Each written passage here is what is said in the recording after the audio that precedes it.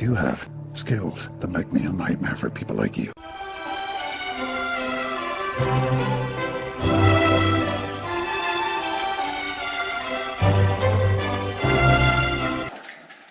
Mr. Mount, good morning. Good morning, Mr. Chair. Good morning, Commissioners. Kia ora tātou.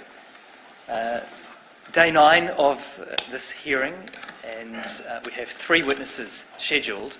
The first will be Mr. Mike Leddingham, and after Mr. Leddingham we have Professor Des Cahill and Dr. Peter Wilkinson. They will all be led by Hannah Janes, who joins me from the Council Assisting team. I'll say a couple of words, if I may, about the evidence today.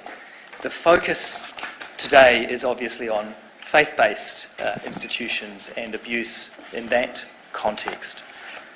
But it would be wrong to think of abuse in the care of the state and abuse in the care of faith-based institutions as 2 completely separate categories. What we know is that, in fact, many people experienced both forms of abuse, and many people transitioned through both state care and the care of faith-based institutions through the course of their lives. It's also not the case that this final day of the hearings is the only day in which we are addressing abuse in the care of faith-based institutions. By my count, at least 8 witnesses have already discussed abuse in the care of faith-based institutions. As we have explained previously, the way we are approaching this inquiry is to divide the very broad terms of reference into a series of investigations. We will very soon be commencing the process of investigations into faith-based institutions. And that process will be a searching and exacting process which will take some time, but it will reflect the seriousness with which this inquiry views abuse in the care of the churches and other such institutions. I also want to emphasise that the survivors of abuse in the care of the churches and faith-based institutions are very welcome at the inquiry's private sessions, and large numbers of such stories have already been heard by the commissioners. So there is no prioritising or ranking of experiences of abuse. And Mr. Chair, we all recall the very clear message you gave to the government as part of the consultation process, where you reflected the message from those you spoke to that abuse is abuse, and we do not differentiate between different forms of abuse in this inquiry. We will hear today about overseas inquiries and what they have learned about abuse in the care of faith-based institutions, particularly in Australia. So that's all I wanted to say by way of introduction, but as I say, Ms. Janes will deal with the witnesses today. Thank you, Mr. Mount, for explaining the landscape of the Royal Commission, particularly insofar as those people who are of a faith-based background. Ms. Janes, good morning. Please proceed. May it please the Commissioners, we have our first witness, Mr. Mike Leddingham, and I will let the Chair administer. Mr. Leddingham, good morning. In terms of the Inquiries Act 2013, under which the Royal Commission is operating, I'm required to seek your answer to an initial question, which is, do you solemnly, sincerely and truly declare and affirm that the evidence you will give before this Commission will be the truth, the whole truth, and nothing but the truth? I do, as I remember it. Thank you. Ms. Janes. Thank you. Mr. Leddingham, is your full name Michael Joseph Leddingham? Yes. And you've prepared a statement for the Commissioner which you have signed and dated? Yes. And I understand that as we go through the evidence, there will be some changes because of subsequent events after you've completed this. Yeah, when we get to that stage, I will make a note to... Perfect. And just before we start on your evidence, I understand that you have been notified that our chair is a Catholic, and as a courtesy, because you have experience of abuse in the Catholic Church, there has been a discussion about your comfort. Yes. Not only am I representing myself here today, I'm representing my two younger brothers who were also abused. And we were speaking to them last night, and they found it odd that a member of the faith, the perpetrating faith, is in charge of this commission. But I have been assured that you are an honourable man, and when you'll deal with everything impartially and will advocate impartially, and on that advice, I'm happy with that. And I pass that on to my two brothers. Thank you, Mr. Leddingham. I acknowledge and respect and understand what you have said. Myself and my 4 colleagues are New Zealanders of varied backgrounds: Samoan, Maori, European, and we come from a number of faiths, Presbyterian, Catholic, and I am Catholic, and that is widely known, and that has been made clear. But we have, assiduously as we can, endeavoured to make our footprint asserting our independence and our willingness to listen to everyone who comes before us, particularly those who have been survivors. So I acknowledge what you've said and can understand what you've said, and I'll now invite you to provide the material that you wish to bring to our attention. Thank you. Thank you. And just before we get into the evidence, can you confirm that where you speak about your brothers and a particular third party who is a friend of yours, that you have their consent? Yes, I have their full consent to use their case as part of my submission. Mr. Leddingham, can I ask you to start reading then from paragraph 2 of your statement? All right, I've found it extremely difficult to formulate this address. It is hard to remain detached when you have experienced what we did.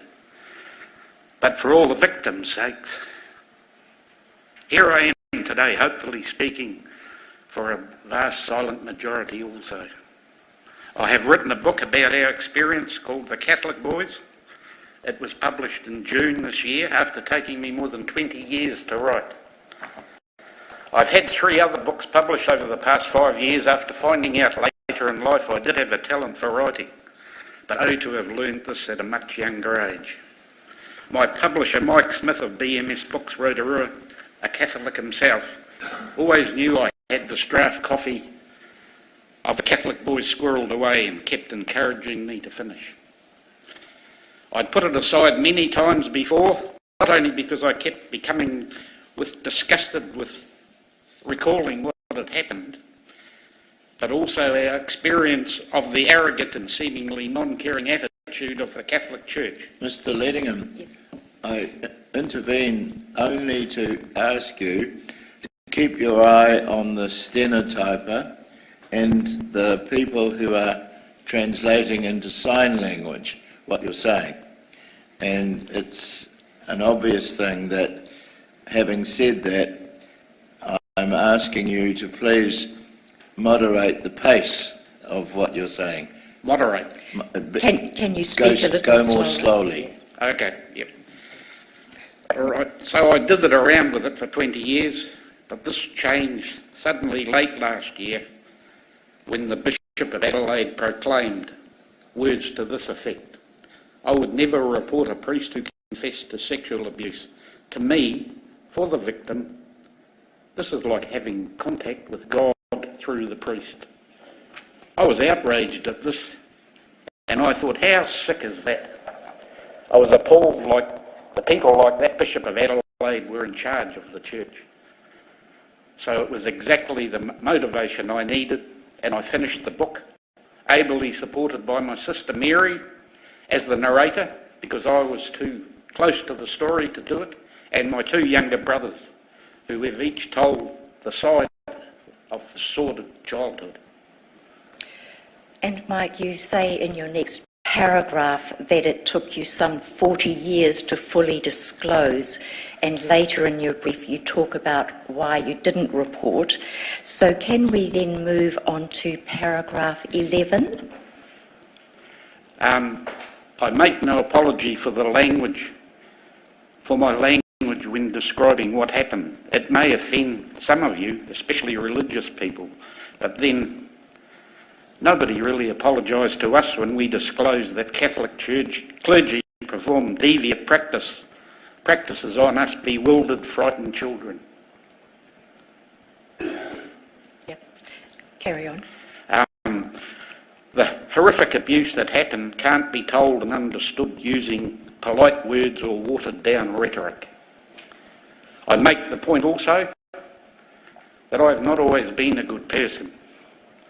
I was screwed up mentally for quite a few years and didn't always do the right things.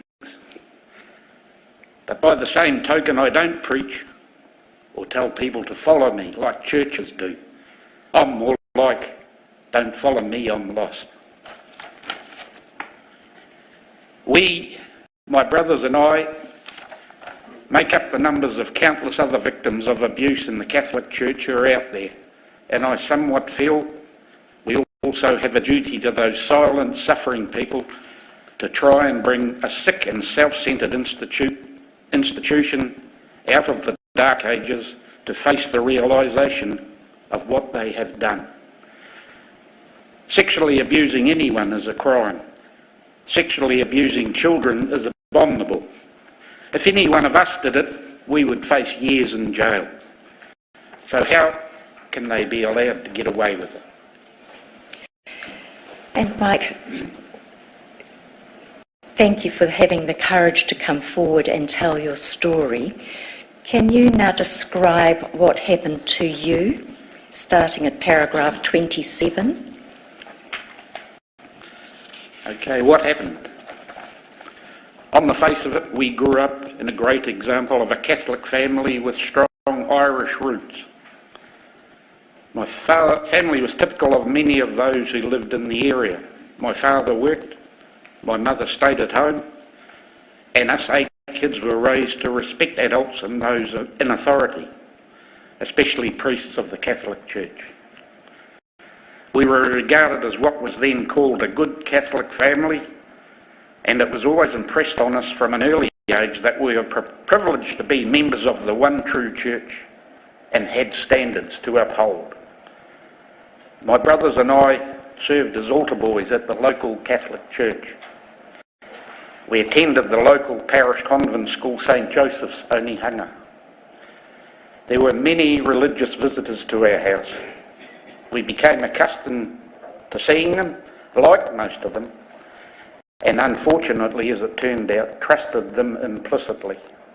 In our small wee eyes, the Catholic Church was all-powerful, always correct, and in fact infallible.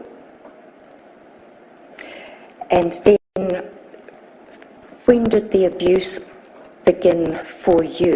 And you have that at paragraph 34. For me, my memory, the actual abuse proper began in 1958 at Father Frank Breen's auntie's house in Mount Roskill. Previously, when doing gymnastics, or especially when riding in the front seat of his car, he would rub up and down your legs and body quite inappropriately, but we didn't understand that at the time. We'd gone up to his auntie's place, ostensibly, as I remember, to redecorate the place while she was away. We worked for a while, then stopped for a break. He asked me how my training for the silver badge in gymnastics was going. I said, okay, except for the splits exercise, which I found really hard. Green said he could help me and got me to do the splits while he got down behind me and began rubbing the area of my crack in my balls, which surprised and unsettled me. After a while, he said it would be a lot easier if I took my strides off. I was unsure and unwilling to do this, but he ordered me to do it. He then started stroking and massaging my whole genital area while he went quiet and strange breathing heavily with some sort of movement of his body going on. I understand now that he was masturbating himself, although again, as an 8-year-old child with no ideas about sexual matters, I certainly didn't understand this at the time.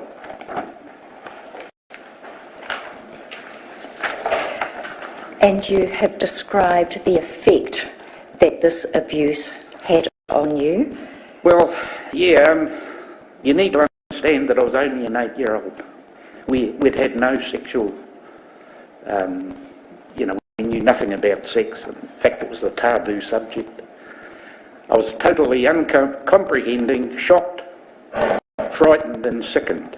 I felt very dirty. When he was finished, I went straight to the toilet and locked myself in and just sat there in abject misery till he ordered me out, dropped me home and left with not even a word spoken. My life had suddenly turned into a total nightmare.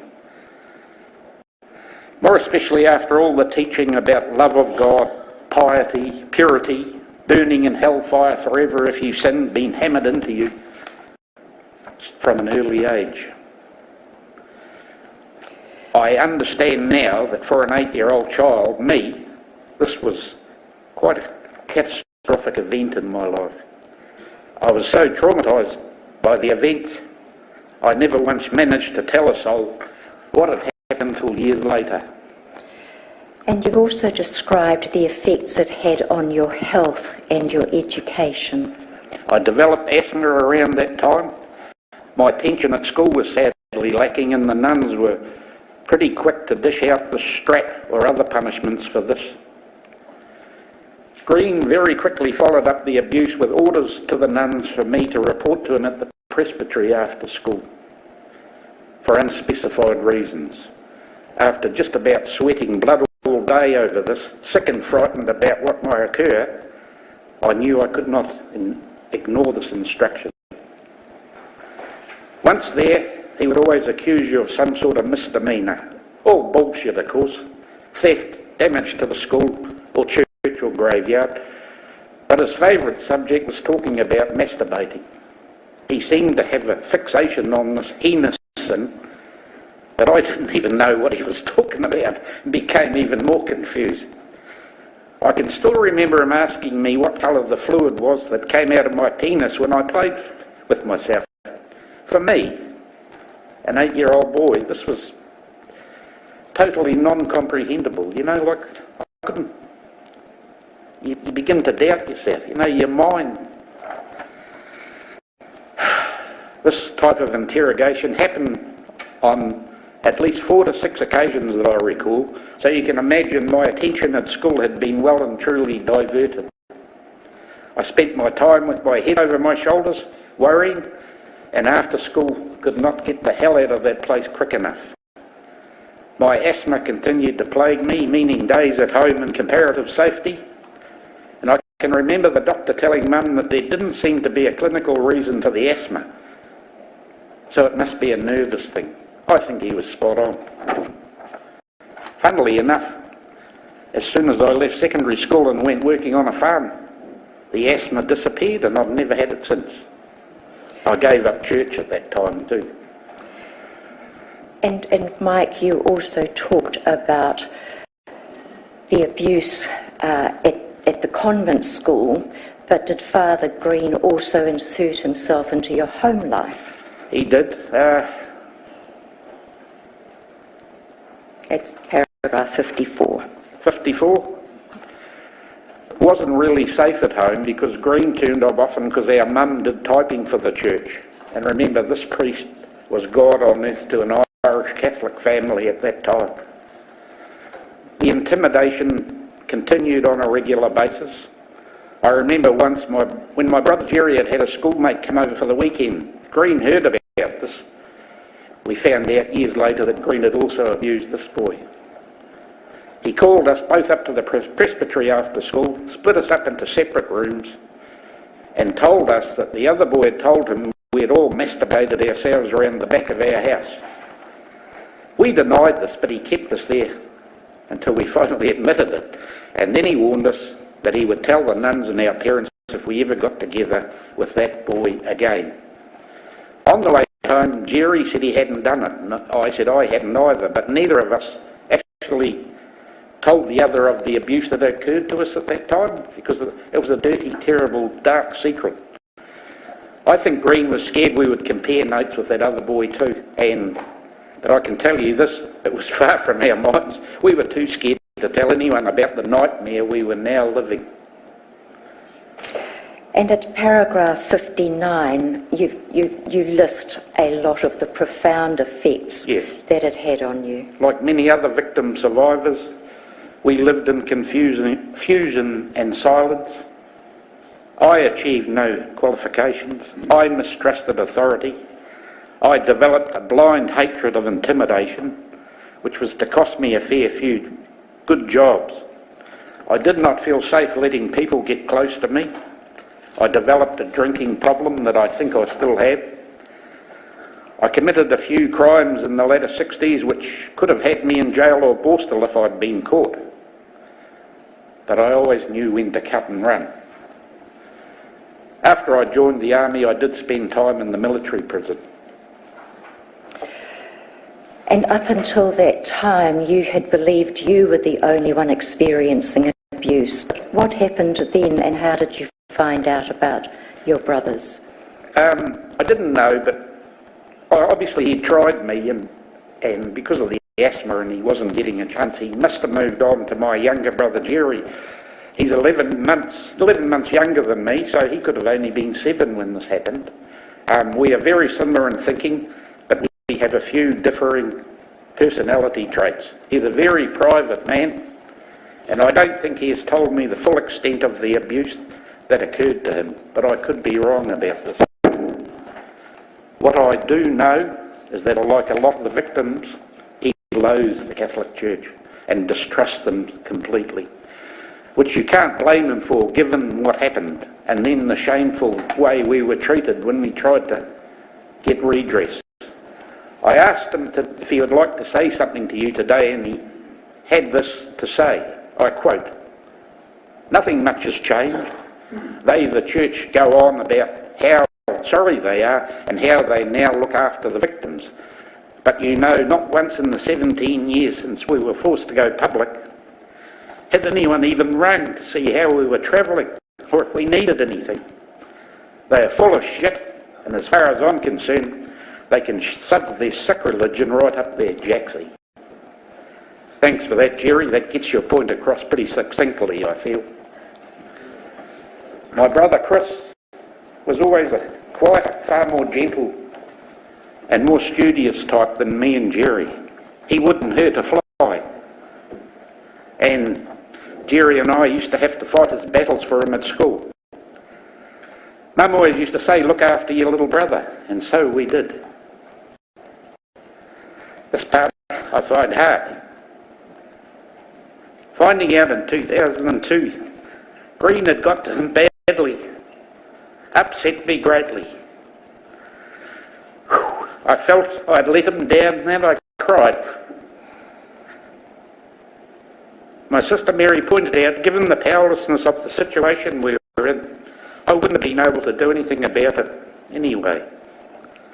But if I had known earlier, well, Green was still alive, I'd have nailed the bastard for sure.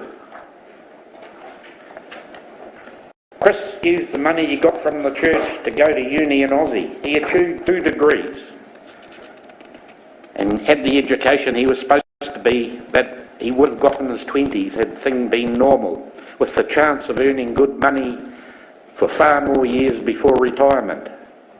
Like the rest of us who were abused, he hasn't got much to retire with. In fact, with the interference the abuse caused to our early education and the subsequent loss of further education, qualifications and employment, we are a typical example of many bright, intelligent children with potential to achieve and be financially independent who are now facing a meagre retirement. I asked Chris for you today, and this is what he said. Having read this book, Walking Towards Thunder, by Peter Fox, an ex-Aussie policeman who was trying to inquire into sexual abuse within the Catholic Church, he now knows the Catholic Church did conspire to cover up sexual abuse crimes. His quote stems from the Church's handling of the paedophile priest Dennis McAlinden, whom they knew had been abusing young girls for years. They claimed, beyond transferring him, what else could they do? My answer to that would be hand him over to the police. But the Church's canon law acknowledged the inherent sinfulness of clergy abusing children, but only required McAlinden to be rebuked and given warnings. They tried moving him, but that had failed. Canon law also dictated that a priest's good name be protected and secrecy demanded by Crimen Solitationis, a 1962 Holy Office instruction which American priest and academic Thomas Doyle would later describe as an explicit policy to cover up cases of abuse by clergy. So McAlinden's crimes were concealed, a pontifical secret. So that gives the lie to the fact that they weren't conspiring to cover up sexual abuse. Thanks, Chris. That tells the story and gives the lie to denials of organised cover-ups. Can I just explain Walking Towards Thunder? It's an Irish saying. It means in your life there'll be trouble and storms. And what you do is you walk towards the thunder and eventually you'll get through it and come out into the sunshine. And I think you should all read this book. It's a compelling read and it's a sad read. And I couldn't put it down. Thank you, Mike. And then you talk about the effect on not only your life, but your brother's life and the family's life at paragraph 76. 76. The life after the abuse. My sister summed it up with her statement. Excuse me.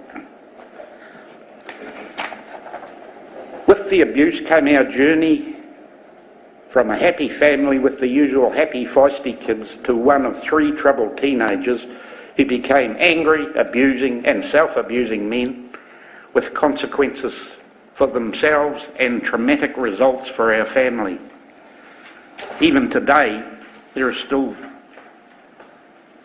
things in our family that have never been sorted because of religion. This sort of thing can split families.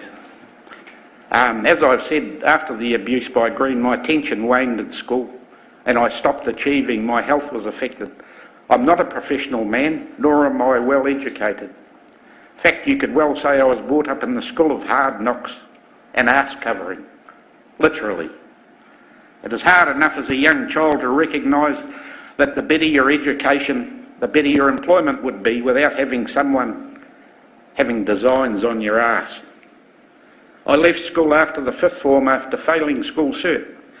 From memory, I had asthma around the time of the exams, which didn't help, but I feel I never really regained the ground that those last miserable years of that convent cost me. I was certainly very mixed up and confused. When you've been brainwashed by religion, then sexually abused by a priest at a young age, it's not a good recipe for logical thinking. Basically, I ran wild for 4 to 5 years, had jobs on farms, had altercations with bosses, had jobs at the freezing works, had altercations with fellow workers. Couldn't hold down a job very long. I had an almost pathological hatred of intimidation and wasn't a successful drinker. I got involved in brawls and vandalism, caught a few good hidings and left town, a couple of towns, one step ahead of the police. But I always seemed to know when to cut and run. Many of my friends in those days were Māori, and this remains so today. They thought I was a mad bastard. Up north they called me Crazy Horse. And I loved their humour, willingness to stand their ground and fight, and also their stoicism when suffering from racism, which there was a lot of back then. Doing national service in 1971, this is what I struck. The guys I was doing national service with, a lot of Māori boys, camaraderie, humour. So we decided to join the regular force, a lot of us, which was a good thing for me discipline-wise. It probably kept me out of jail. Although, as mentioned, I did do time in the military prison. I still hated intimidation, and over the years had several fights with more senior people.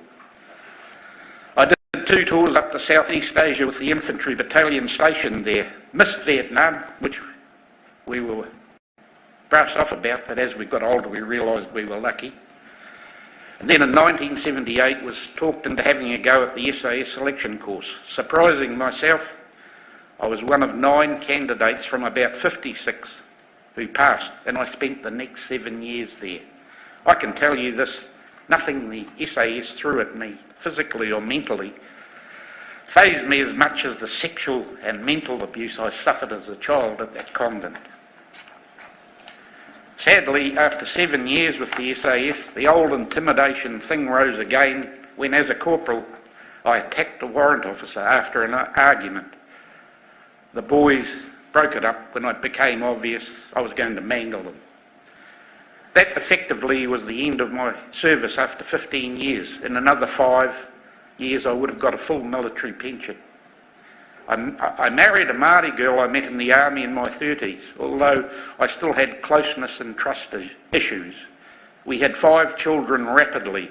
Sadly, one died just before she turned 3.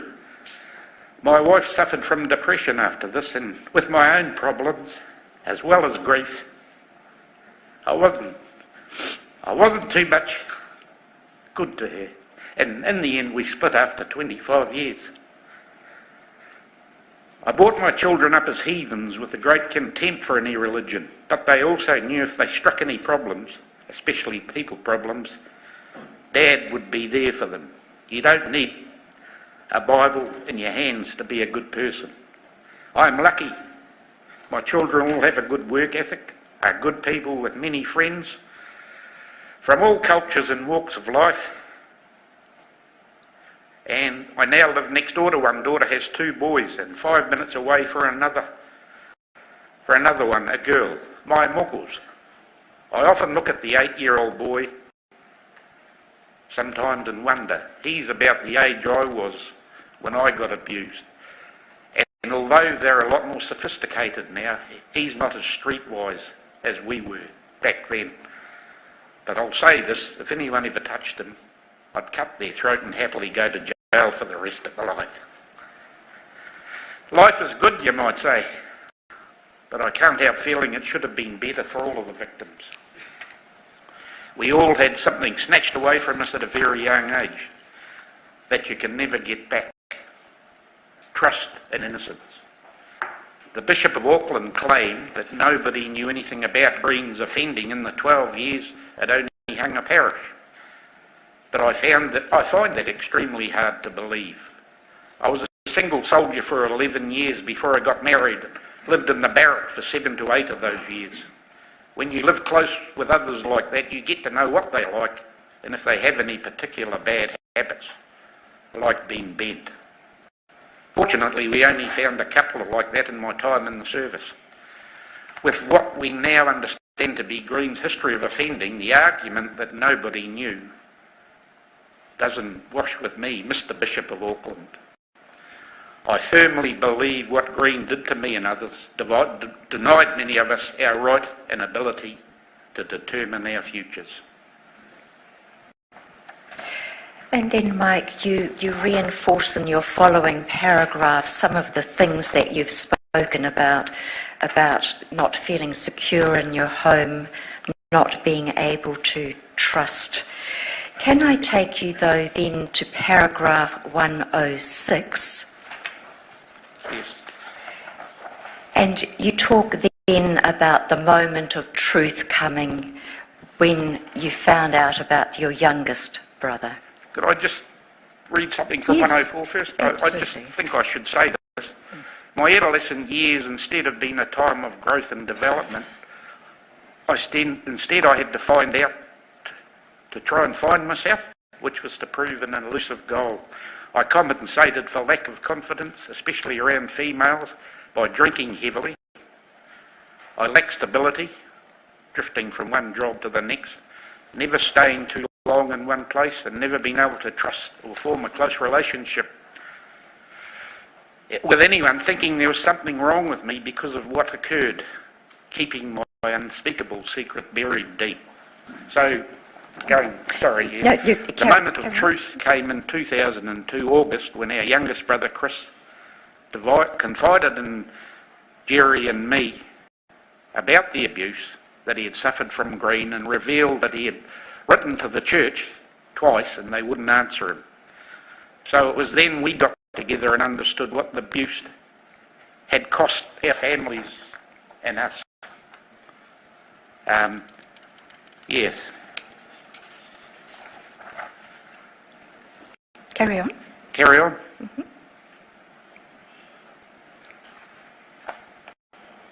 So perhaps you've talked earlier about it took quite a while for you to fully disclose. This would probably be a good time to touch on why you hadn't reported earlier and also why your brothers hadn't reported earlier. Okay. And that's at paragraph 115. Yep.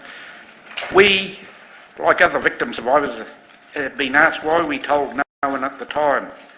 Why has it taken so many years to report what happened to you? The culture of that time was that we as children had no power at all. If you were accused of something by a nun or priest, you were automatically assumed guilty. If you did have the temerity to protest your innocence, you were generally punished twice. Once for the misdemeanour you were supposed to have committed, and once for calling the nun or a priest a liar. Plus, of course, as children, the abuse that occurred was way beyond our meagre comprehension. To actually put it into words was impossible. I was so traumatised by the events, I never once managed to tell a soul until my brother Jerry and I finally spoke about it in 1985. I'd just been kicked out of the army and he was heading to Perth, and we had a big booze up and everyone else went home, and we were sitting around talking, and he mentioned this Father Green, and I said, I think he was a fucking paedophile. And Jerry said, he had a go at me. And I said, yeah, he had a go at me too. So I said to him, I've always been an attacking sort of a person. I said, let's do the bastard. But Jerry, he was still alive then, but Jerry, our mum wasn't well and she'd believed in this all her life. And we decided we couldn't take that away from her, you know. So I now wish we'd done something about it. It was not until 2002 my brother Chris, encouraged by his counsellor, shared his abuse with us. So then he informed us he had written to the church twice in 2002 and been ignored. And then we know they'd been informed of his sexual abuse, and we wrote further to tell them about we other two. So the response of the church, what did they do? They did what they're good at: ignored, delayed, deferred, detracted, denied. They did anything they could not to accept responsibility until we felt forced to go public.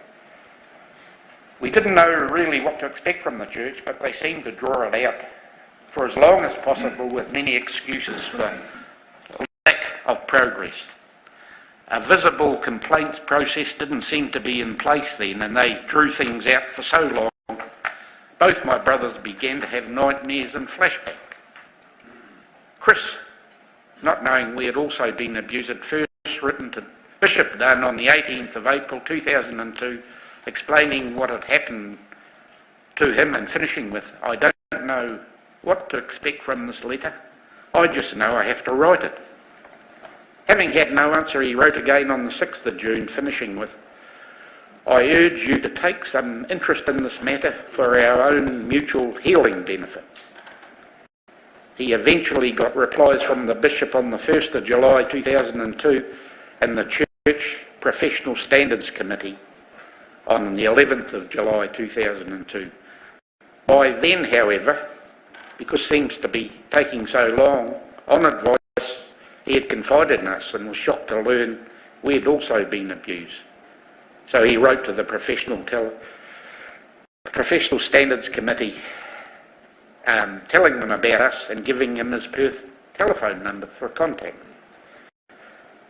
Despite various letters back and forward over the next few months, there did seem to be a deafening silence while they fluffed around with committees, meetings, excuses, claims of an unseen letter, and with nobody seeming to know what to do. We made the decision to engage a New Zealand lawyer, with no perceivable progress being made over the next weeks, and realising just how much the Catholic Church were messing us about, we decided to take action.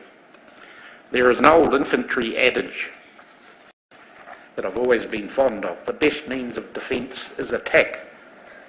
So we went in boots and all. We went public in the New Zealand Herald on the 7th of the 12th, 2002. This certainly produced some reaction, with Bishop Dunn flying over to Perth to meet us, and also resulted in various other victims coming out of the woodwork. Certainly it wasn't our greatest wish to have the whole sordid business aired in public, but we felt we needed to get some sort of resolution while they appeared to be playing for time. They did fly Christen over to Auckland for a hearing in 2003. Jerry hates them so much he couldn't stand to be near them, and he couldn't take responsibility for what he might do, so he stayed where he is. We went to their place in Ponsonby, accompanied by my sister Mary and our lawyer. They had a couple of QCs with the bishop and various other religious people present, but not too much eventuated from this meeting. They showed us a balance sheet showing there was no money, and I do recall the bishop actually stating that they didn't want to pay us too much because it might set a precedent for future cases. The saga dragged on through 2003. There was another release in the Herald, No Joy for Abused Trio. Both my brothers were still having nightmares and flashbacks. So in late 2003, when an offer was made, it was decided we accept this. The matter was finally settled on the 15th of January 2004. After the settlement, we never heard from the church again, and I only began to take interest after the outrageous statement from the Bishop of Adelaide, which motivated me into finishing the book. I have to say, although the Bishop prattled on about closure, you don't ever feel you've got closure when you continue to wake up suddenly after having dreamed about the whole sordid nightmare that was your main childhood memory. Tellingly, although I'm now back living in New Zealand, both my younger brothers prefer the anonymity of living in Australia after being forced to go public with our story, although they are Kiwis at heart. Basically, they are refugees from their own country. And you set out in your evidence your belief that there are other abused. We know there are others. After my book was published, my publisher was contacted immediately by a woman, told him that her brother had also been abused by Green around that time and committed suicide. My publisher put this lady in contact with the Commission, and I believe she's made a submission. Recently, I met and talked to an old school friend from those days. He'd stayed in the general vicinity all those years, and he knew or suspected who the victims are when we were together at school. He shared with us his own horrific story story of abuse by Green, and although he has passed away, he did speak to the Commission about 10 days before he died, and I have his permission to share part of his story with you. His father was killed in a car accident when he was 7. Immediately after which, Green zeroed in on him and began abusing him. Soon he became pretty wild and uncontrollable, which you might well understand. His mother, with a 6-year-old brother and 4 other young girls, the youngest a babe in arms, could no longer control him. In desperation, she eventually sent him off to stay with relatives in the country. There, away from the perverted attention of the predator, he settled down and was happier again.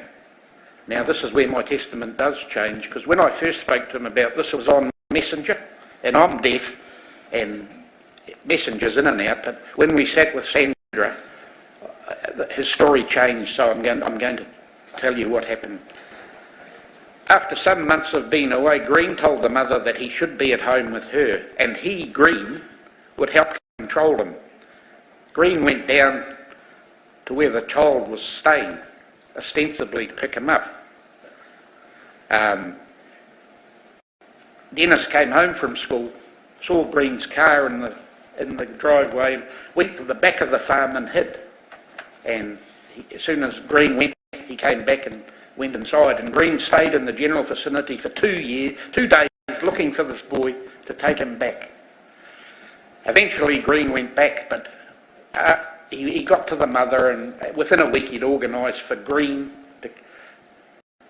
organised for him to be brought back home within a week. Green then continued abusing him till he was 11 years old. Can you imagine that? I only remember the one instance of being abused, but I do remember the mental abuse. This poor guy, for 4 years at least, he was abused by this priest. I think that's bloody horrific. Sadly, he has passed away, but lucky he spoke to the commissioners just before he died. He saw our case in the Herald in 2002, got a lawyer himself, and took issue with the church. His experience of reporting to them was similar to ours. He said he had defaced the board and felt very intimidated as they questioned him, seemingly looking for some sort of hole in his story that they could seize upon. He reported that the bishop told him that the church was not responsible for the abuse because they did not employ Father Green. So Dennis asked the bishop, who did then? God. This did not go down too well. The church by then had accepted responsibility for our abuse by Green, so to me this was a pathetic way to try and avoid responsibility to a single victim on his own. I reckon it's porky telling, although the bishop may well differ. A terminally ill man has no reason to lie, you'd think. I know who I believe. So, support and compassion from the church, you'd hope. This victim suffered a further trauma when he first went to have chemo. On his hospital record he was listed as RC, Roman Catholic, even though, like the rest of us, he'd tossed away religion years previously. A Catholic liaison officer rocked up to see him, but he soon told her he was no longer a Catholic because he'd been sexually abused by a priest as a child. Are you sure it happened? She said. Are you sure it happened? I'm sure I'm not allowed to repeat what he told her here, but she got out that door pretty quick, she said. This incident highlights a problem we found in this church, the denial. The denial the abuse happened. The denial of responsibility and the silence of the laity. Where are they, the laity? Why are they not questioning and asking for explanations from their leaders? This is serious. These so-called leaders of faith are having input into what has been taught to children in their schools. Many are possibly guilty of permitting crimes against children to go unpunished. I could never send my kid to any school like that. My sister, who acted as conduit for us boys in dealings with the Catholic Church at the time, had this to say: the Church at the time did not handle them in the way that it should have. It is my most sincere prayer that those at the top will see the error of their ways and reconcile what was in reality further abuse at that time. And Mike, you have some suggestions that you would like to make to the commissioners. I do.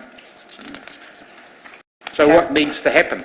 Commissioners, I agreed to give this testimony today to give voice to the abuse that has happened not just to us, but many children in New Zealand by church institutions, state institutions, and in our case, the Catholic Church. So I'm not just reporting our experience to you today, Commissioners, I'm reporting an experience that many other victim survivors of the Church in New Zealand and their families will recognise has only been too similar to their own. The Church must be held accountable. The Church cannot be trusted, in my experience, to do what must be done so the criminal abuse of children stops. Of the many things I think you need to look at, the confessional is one. I quote from the Heal Project's website: this culture of silence and shame around sex and sexuality creates a breeding ground for child sexual abuse. This is exactly what the confessional does. It forgives these perverts of their crime, does nothing to stop them, and allows to continue on with their deviant ways. Therefore, I strongly recommend that the supposed sanctity of their confessional be totally disregarded, especially legally. There is no doubt in my mind that many of these abusers went to confession after defiling children, got themselves back into a supposed state of grace, then went on to re-offend again and again. Surely the safety and sanctity of the children comes first. When the abuse occurs and is confessed, you have two serious criminal offenders, the abuser and the priest who heard the confession and did nothing about it. This Church need to abolish this monstrosity immediately, and all alleged abusers should be interrogated thoroughly as to who they confessed to and or who knew about the offending. This nonsense is what has allowed these abusers to flourish. The other point I'd like to make to you, Commissioners, is the Catholic Church should in no way be allowed to handle allegations of sexual abuse in the house. Serious sexual abuse is systemic right throughout this organisation worldwide, ably encouraged by their archaic confessional laws. They are extremely reluctant to take ownership of the abuse suffered by my brothers and I, and were extremely difficult to engage in meaningful dialogue. And there were three of us. Imagine the difficulty facing a single victim. Sexual abuse of children, especially of children, is a crime after all. All allegations of sexual abuse should be handled by the priest, or, if historic, a non-aligned professional group funded by the Church themselves. The Catholic Church, I believe, is the biggest shareholder in faith-based abuse. They don't pay tax anyway, so why can they not take the burden placed on our society of the hundreds, if not thousands, of victims of abuse by their own clergy? They have amply demonstrated they cannot honestly, fairly and charitably deal with the blight that affects their church. This church has a debt not only to victims and their families, but also to the taxpayers. Talking to an old army mate of mine recently who has been a prison guard for 30 years, he told me that most of the prisoners he looked after have been abused in some form or other, and yes, many by faith-based institutions. To the Church, I'd say, stop reading from the Judas book of betrayal, denial, and hanging on to the 30 pieces of silver, and read from the Jesus file. Do the right thing. You have the assets. Sell some of them and fund a program for victims run by professionals. I'm sure Jesus would agree with that.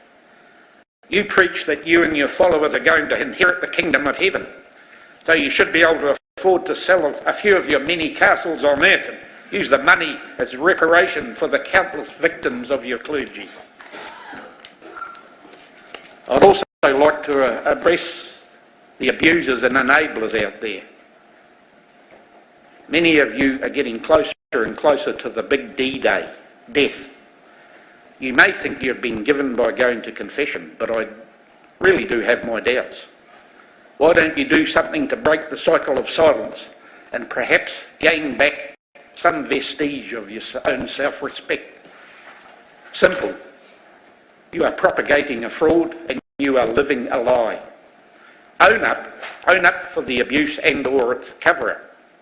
At least have the balls to stand up and be counted. A last chance to do the decent thing before you front up to the big man. Finally, I'm a great fan of the words in Bob Dylan's earlier protest songs.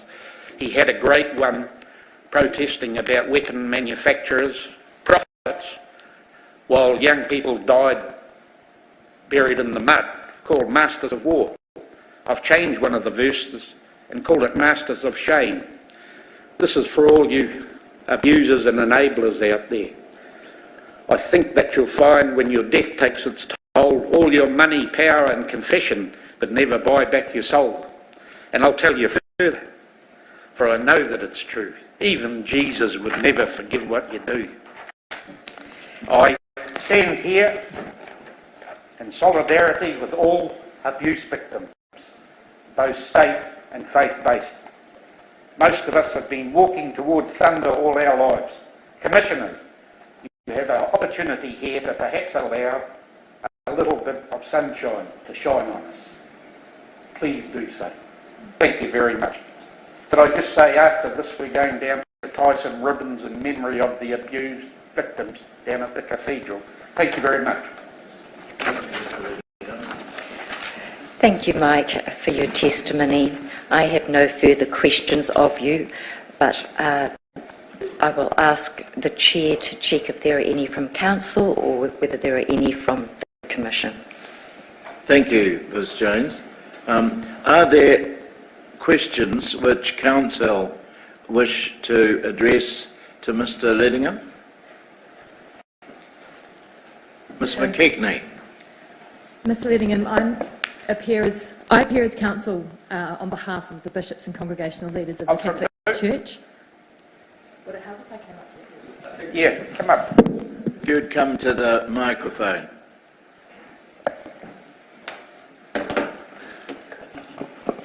Mr Leddingham, I'm here as counsel. My name is Sally. I'm here as counsel on behalf of the bishops and congregational leaders of the Catholic Church. I don't have any questions for you, Mr Leddingham, but I wanted to acknowledge your evidence. On behalf of the bishops and the congregational leaders, I wanted to acknowledge what you've said today and your hurt and your anger about what happened to you when you were in care. We reiterate the Bishop of Auckland's apology to you for the wrongs that were done to you and your brothers. You should not have been harmed by Father Green.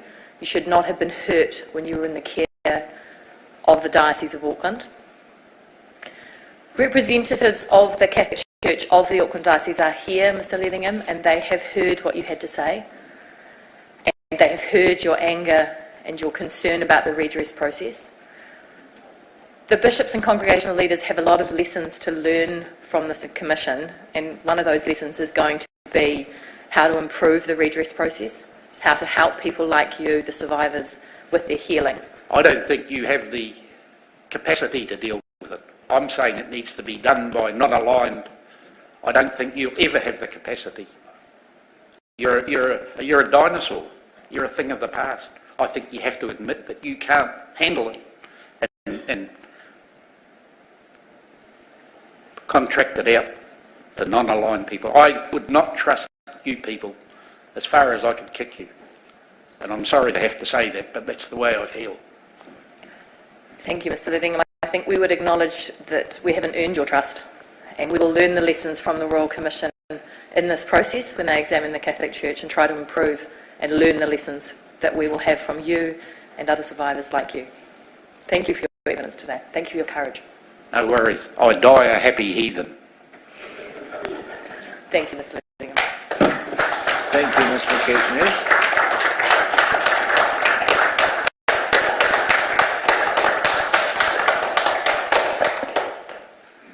I now wish to ask my colleagues if any of you have any questions yourselves that you might wish to address to Mr. Leddingham. I'll start with you, Commissioner Paul Gibson.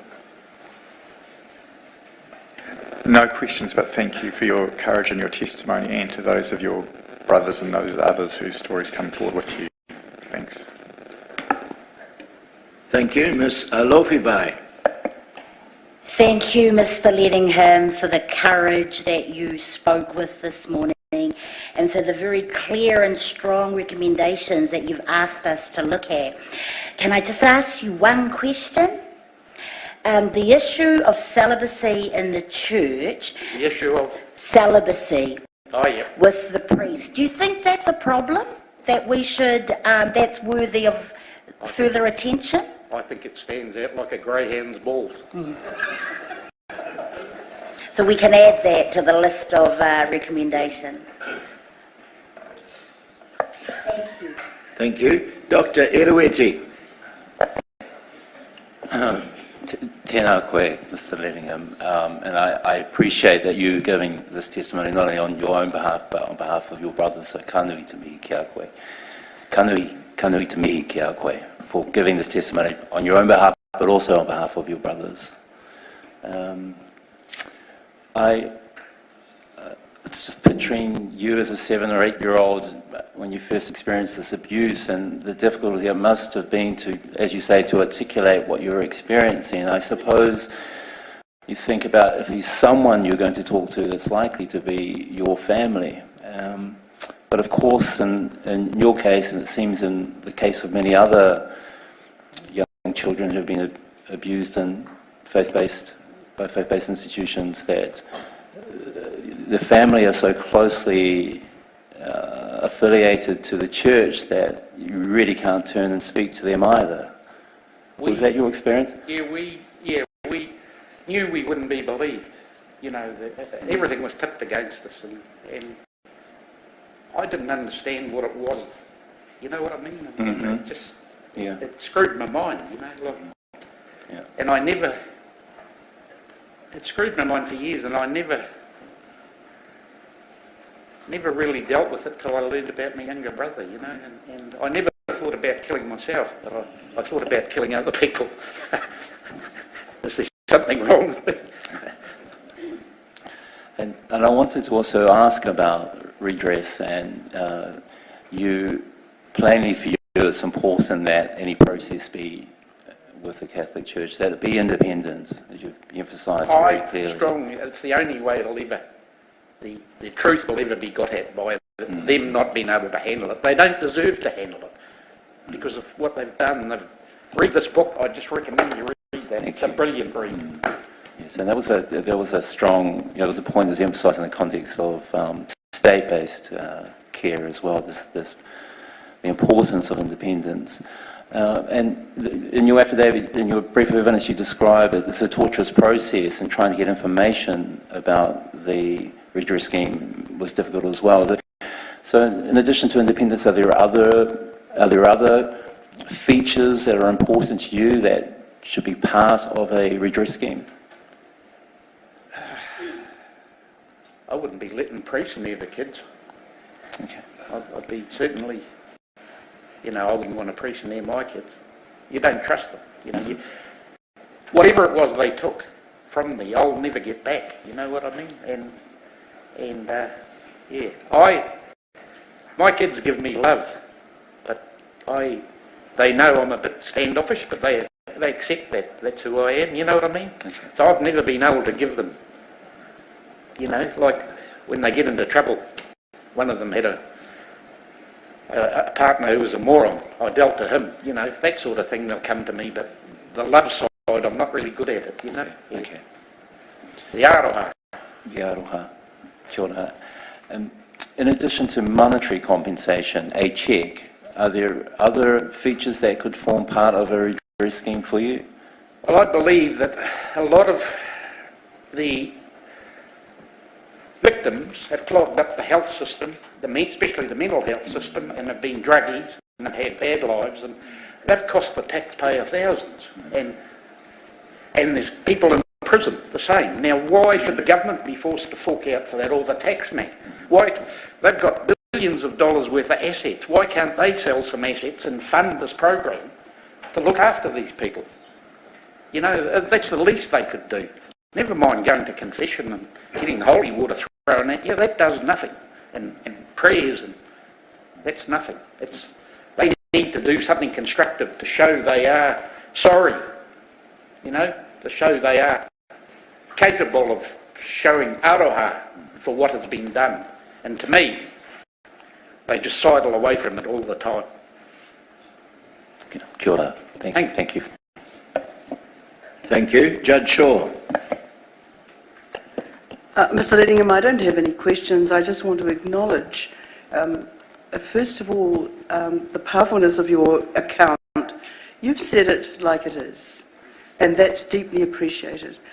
I also want to acknowledge that because of your experiences, you find it difficult to trust people, and I fully understand that. And so your demonstration today of some trust, at least in the Commission, to hear you, is deeply appreciated. I know it doesn't come easily, and I think that you have shown enormous integrity in doing that, so I want to acknowledge that as well. And could you just pass on from the Commission to your brothers our deep gratitude for the contribution that they have allowed you to make on their behalf? It's much appreciated. Thank you. Thank you. As I said, we've been walking through the thunder for a lot of years, yes. But also not only might we be coming out into the sun, but the cliff faces there that we might fall off soon and die. So well, it needed to be done. Yes. And thank you for bringing this commission to... It needed to be done before I died. Well, thank you very much indeed, Mr. Leddingham. Mr. Leddingham, I have the final word. I simply want to reflect and endorse what has been said by my colleagues. You are to be thanked for having the courage to speak in public about what has happened, and you are to be respected for the force with which you have applied to what needs to happen. Thank you. Thank you very much for the opportunity. Ms. Jones. Thank you, Mr. Leddingham. That concludes your evidence, and thank you very much for your testimony today. Thank you.